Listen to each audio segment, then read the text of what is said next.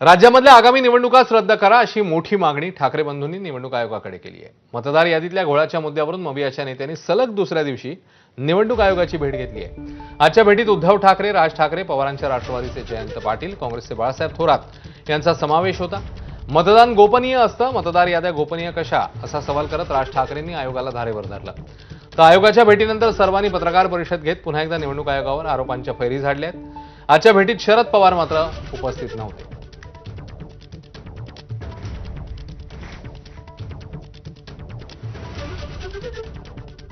दीर्घायुष्य भव म्हणतात ना, तसं झालेलं आहे। थोडक्यात एक तर निवडणूक आयोगाने एक स्वीकारलं पाहिजे की त्यांचा पुनर्जन्मावरती तरी विश्वास असला पाहिजे, आणि नाही तर जे मतदार हयात आहेत आणि त्यांचा मतदाराचा अधिकार हा हिरावून घेतलाय, डिलीट केलेला आहे, मग त्यांच्यावरती सदोष मतवधाचा गुन्हा दाखल करावा का?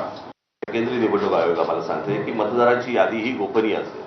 मला असं वाटतं मतदान हे गोपनीय असतं ना, आपण कोणाला मतदान करतोय ही गोष्ट गोपनीय असते, मतदार कसा गोपनीय असेल? जर ऑनलाईन तुम्ही जर समजा सगळ्या याद्या समजा असतात याच्यापूर्वी दाखवल्या गेलेल्या आहेत, तर ती गोष्ट गोपनीय कशी असेल? आणि दुसरी गोष्ट, तिथे सीसीटीव्ही कॅमेरा तुम्ही लावता, जे नंतर तुम्ही 45 दिवसामध्ये डिलीट करता। जर तुम्ही बघू शकता, आम्ही नाही का बघू शकत? 12 ऑगस्टला आपण दाखवलं, दुपारी 3 वाजता आमच्या पक्षाने, आमच्या कार्यकर्त्यांनी तपासलं, आपण म्हणतो की वस्तुस्थिती याच्यात होती मतदार यादीत ऑनलाईन, आणि 6 वाजता मात्र ती सगळी नावं या बाईंची, म्हणजे या श्रीमती गुप्ता जे आहेत त्यांचं नाव हे त्या ठिकाणाहून काढण्यात आलं।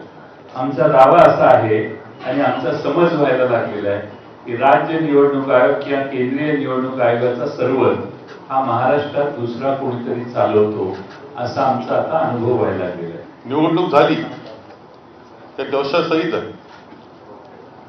असे काही दोष त्याचे माननीय जयंतरावांनी सांगितलं की 20,000 मतदार हे बाहेरून आणून मी मतदान करून घेतलं, हे आता आमदार सांगतायत, असे दोष आहेत। काहींचे नाव वगळले गेले, काहींचे परत नावं ते दिसत आहेत, पण ते चुकीचे आहेत, एका घराच्या नावावर अनेक आहेत। दरम्यान निवडणूक आयोगाच्या आयुक्तांची भेट घेतल्यानंतर मविया नेते आणि राज ठाकरेंनी मतदार यादीतल्या घोळाबाबत काय आरोप केलेत ते पाहूया। आम्ही त्यांना स्पष्ट शब्दात सांगितलेलं आहे की जोपर्यंत हा संपूर्ण निवडणूक मतदार यादीतला घोळ तुम्ही त्याच्यावरती काही स्पष्टीकरण किंवा तो सुधारत नाही, तोपर्यंत या निवडणुका होता कामा नयेत। निवडणुकीच्या यादीतले घोळ दोन्ही राज्य आणि केंद्रीय निवडणूक आयोगातल्या प्रतिनिधींना आम्ही त्यांच्यासमोर ठेवलेले आहेत। ते सुधारले पाहिजे आणि ते सुधारून विरोधी पक्षाचं समाधान झालं पाहिजे, सत्ताधारी पक्षाचं समाधान झालं पाहिजे, कोणाचंही, परंतु जे निवडणुका लढवतात, मला असं वाटतं त्या राजकीय पक्षाचं समाधान झाल्याशिवाय त्यांनी निवडणुका घेऊ नयेत। तर दोन्ही ठाकरे बंधूंनी निवडणूक आयोगाकडे आगामी निवडणुका पुढे ढकलाव्यात अशी मागणी केली आहे। तर मवियाच्या निवडणूक आयोगाच्या भेटीगाठींवर मुख्यमंत्री आणि उपमुख्यमंत्र्यांनी काय टीका केली तेही बघूया।